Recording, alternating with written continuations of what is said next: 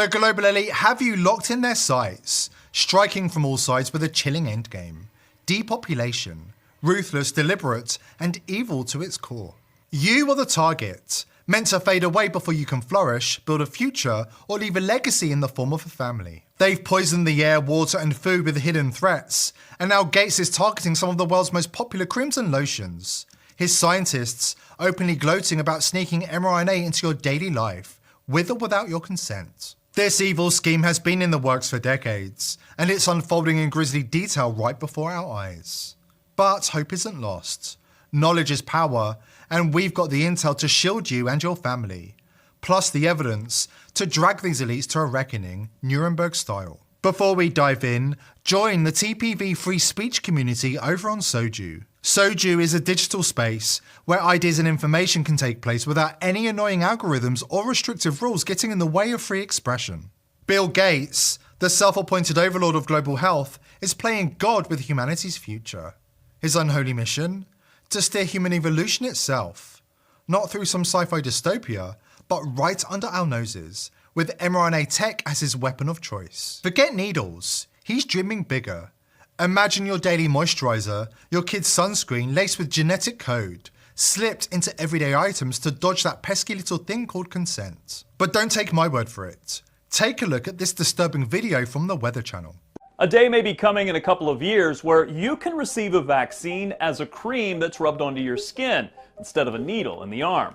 Scientists at Stanford University used mice to see whether the animals could produce antibodies to skin-colonizing bacteria that's found on humans. Turns out, there was an aggressive response. Scientists then created a topical vaccine for tetanus and diphtheria to test on the mice using the microbes. Because of the powerful antibody response, researchers will continue to test this new type of vaccine, and they expect to be able to use it on humans in the next few years. When the media puppets start chirping about an exciting future innovation, don't be fooled. That's their code for it's already here, rolled out, and probably rubbed into your skin while you are unaware. Gates isn't predicting the game, he's already rigged it. These creams have been in the works for years, long before the COVID vaccine rollout. Convenient, isn't it? The global elite are shoving mRNA into creams and lotions to vaccinate you without your say, so they can control you. It's their latest trick. But the big play?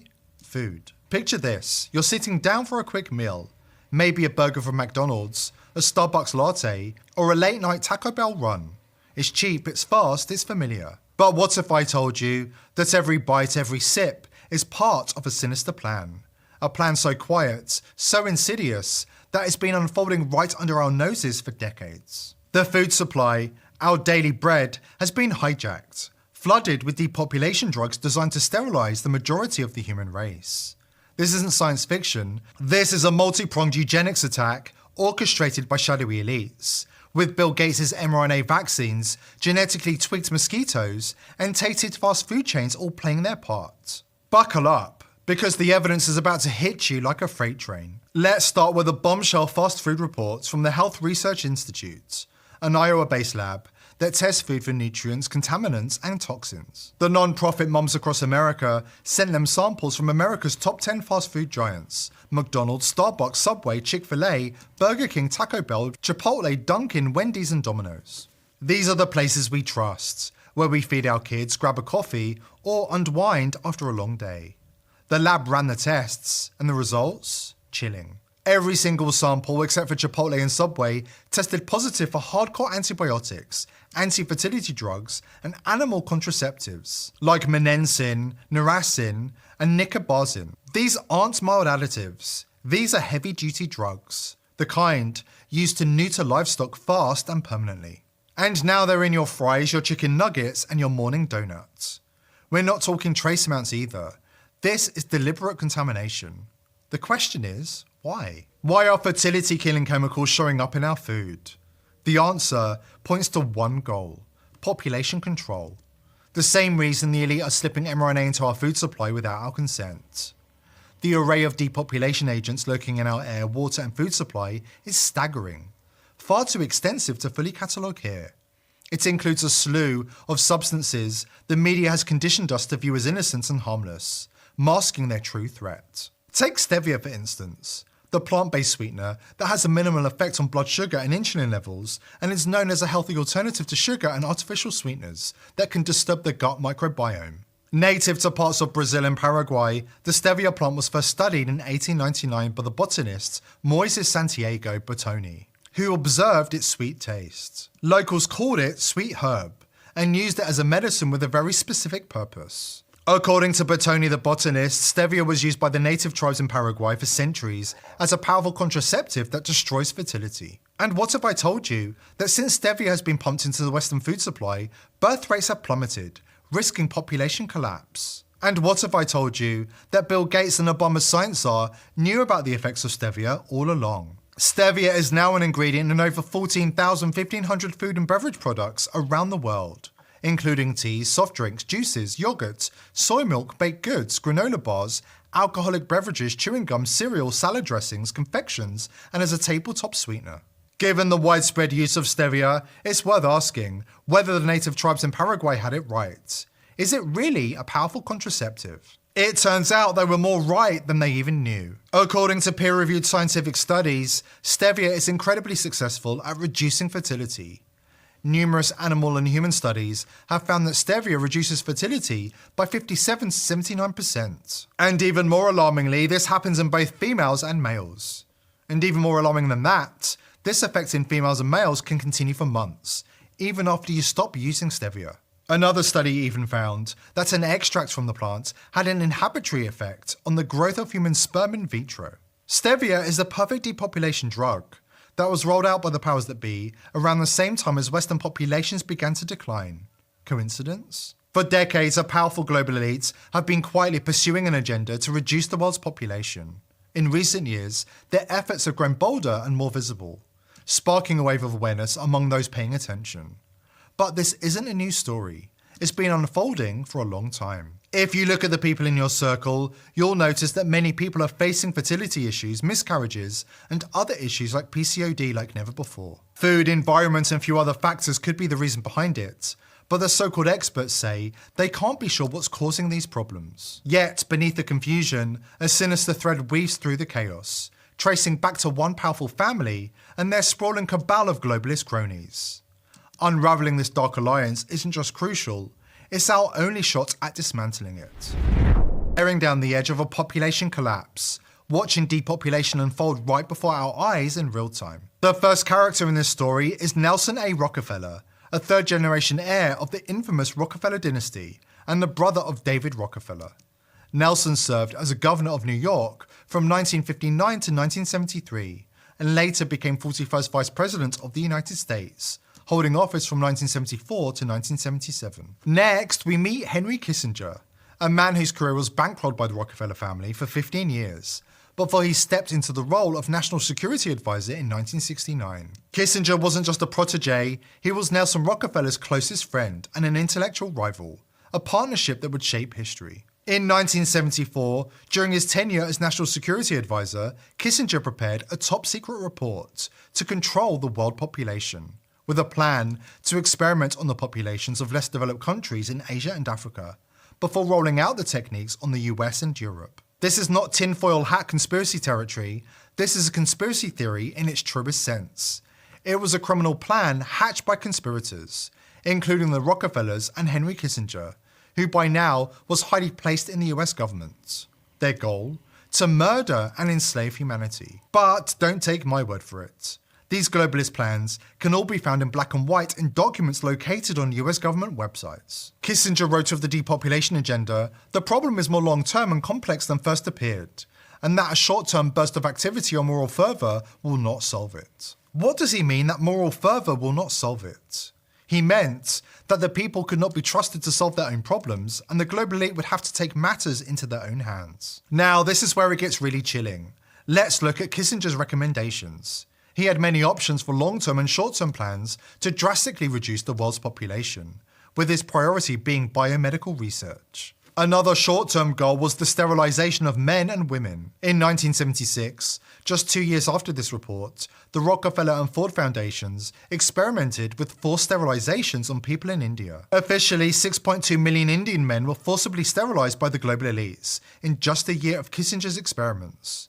Almost 2,000 died during these forced operations. For the record, it wasn't just the Rockefeller and Ford families behind the population control experiments in India. The World Bank, SIDA, and UN Population Fund were also official partners. Now let's go back to Kissinger's original report, because this is where things begin to get really twisted, and the whole picture begins to come into view. Kissinger planned to reach rural areas of low-income countries by providing basic public health services, with the help of the UN and its agencies, the World Health Organization and UNICEF. Now take a look at this document from the WHO, in which they mention partners and agencies which are supporting the depopulation initiative. All are similar names that we've already discussed, but there's a very new and important name on this list, the Bill and Melinda Gates Foundation. Remember how Kissinger said biomedical research was the most important part of his plan for the depopulation agenda? In 1985, the Rockefellers began to pump tens of millions in funds annually to the National Institute of Immunology in New Delhi, India. For what? To research a vaccine to control fertility. Yes, you heard correctly. A vaccine to control fertility. 7 years later, the Rockefellers got what they had been craving for decades, a vaccine for birth control. Invented by the same National Institute of Immunology in New Delhi in 1992. Rockefeller research funds had finally succeeded in creating a vaccine that can prevent pregnancy by administering it to women of childbearing age. Then in the year 2000, a new player hits the scene, the Gavi Alliance. And who's the big money behind it? None other than Bill Gates. Now, if that doesn't raise an eyebrow, wait till you see who's standing shoulder to shoulder with him. Gavi's partners read like a who's who of global control. The UN, the World Health Organization, UNICEF, and oh yes, the World Bank. Sound familiar? They should. These are the exact same outfits that were assisting the Rockefeller depopulation playbook for decades. Coincidence? You tell me. And here is where it gets wild. What's Gavi's mission? They're shipping vaccines by the billions to developing countries. Vaccines. From the crew that force vaccinated millions with depopulation drugs to fulfill Rockefeller and Kissinger's agenda. Let that sink in. Now, stop and think. Doesn't this whole setup feel eerily familiar? Like something straight out of Kissinger's playbook. By 2000, the Rockefellers' grand vision of global depopulation wasn't just a whisper anymore, it was rolling out piece by piece. Fast forward to 2020, and boom, the COVID pandemic hits. Suddenly, the plan's not just in motion, it's firing on all cylinders. And the elites? They're practically giddy. So pleased with their handiwork, they can't stop talking about it. Make no mistake, you are the target. May I just answer one question raised by your eloquent and absolutely right analysis of the World Economic Forum?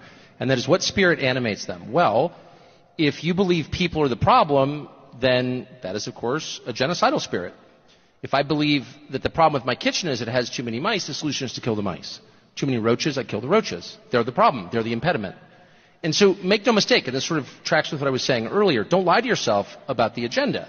If people are the problem and you're a person, then your life is in the way of whatever goals they're seeking to achieve. By definition, am I missing something? No, I'm not.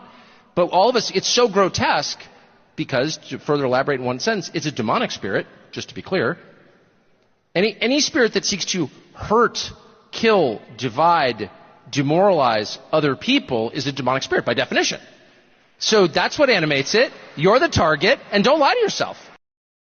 Of course, paid propaganda journalists and so-called fact-checkers will soon arrive to declare that this to be a big conspiracy theory, by citing references from the same globalist institutions which are clearly part of the conspiracy against humanity. But we have shown you Kissinger's original report, with the depopulation plan clearly printed in black and white.